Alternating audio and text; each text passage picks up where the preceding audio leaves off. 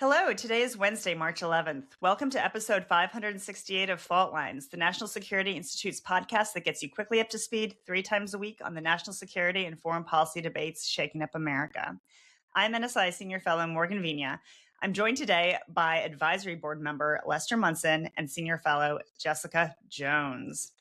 Today, we are going to take a brief pause from Iran. Or are we? And we're going to look ahead to the end of the month when President Trump is scheduled to travel to China. And so far, the Chinese are reportedly running into some planning challenges. Reports coming out of Beijing indicate the White House has not been forthcoming on logistics or policy outcomes for the visit, which have left the Chinese struggling to figure out what President Trump actually wants to do while he's here. While the United States hasn't secured a CEO delegation yet, right now business deals are expected to be the main attraction. This includes China's order of 500 Boeing jets and an agreement for NVIDIA to export its chips to Chinese companies, non-military, I should clarify. Other deals could be a Chinese investment in U.S. electric vehicles and battery sectors and AI. So now, to be fair, the Trump administration has had its hands full with Operation Epic Fury.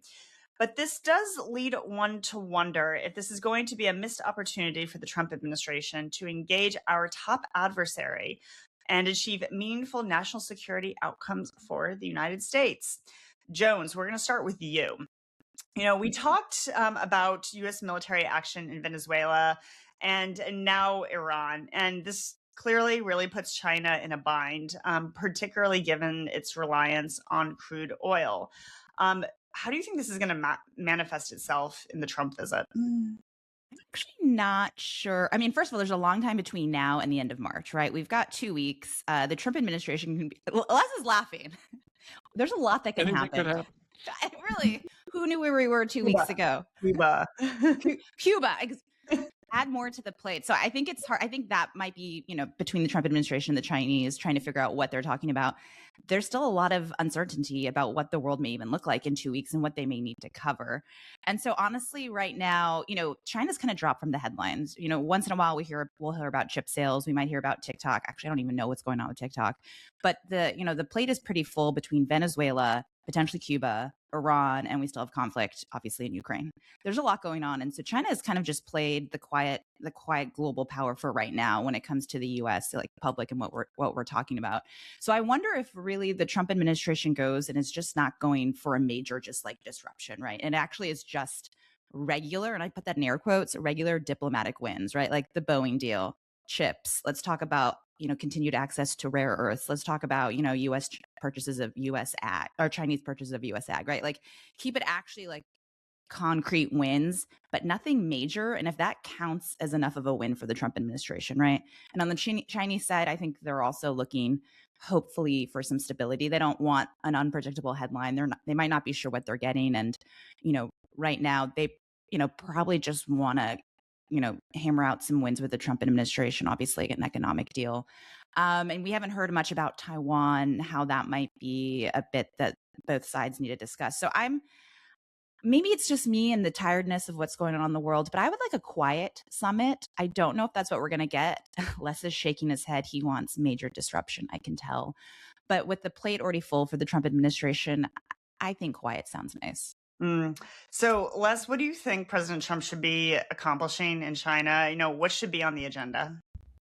Well, President Trump is really good at recontextualizing and reframing things.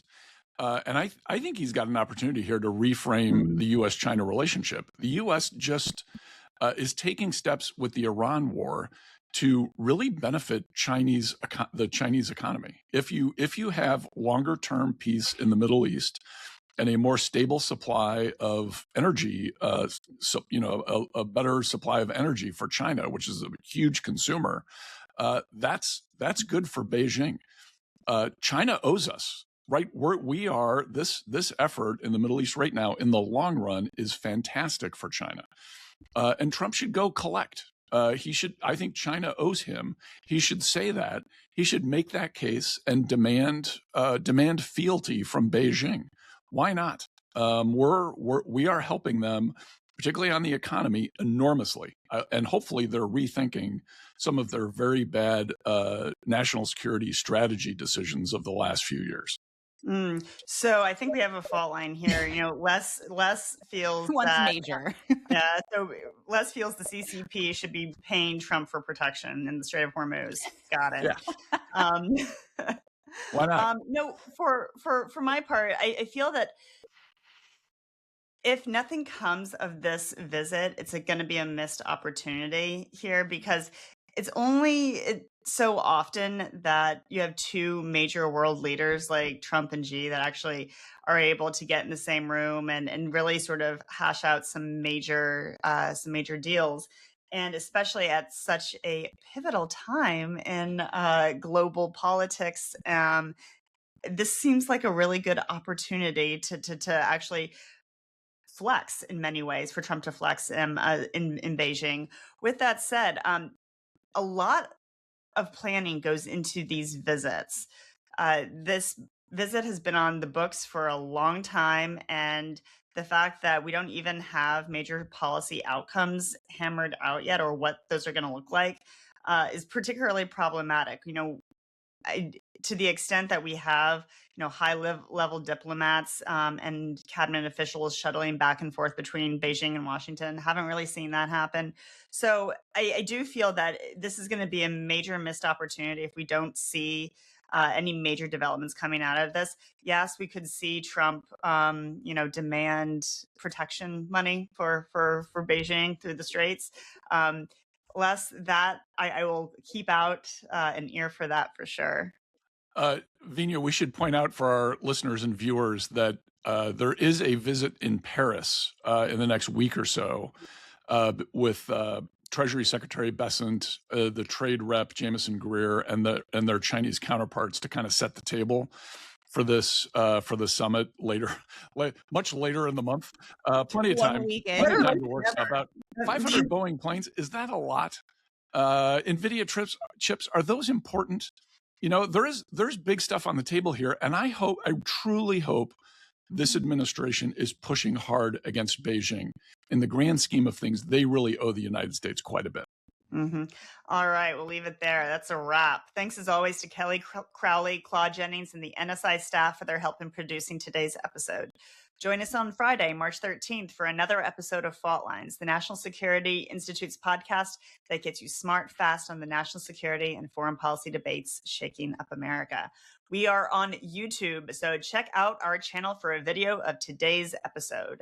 If you like what you heard or saw, be sure to rate, review, and subscribe.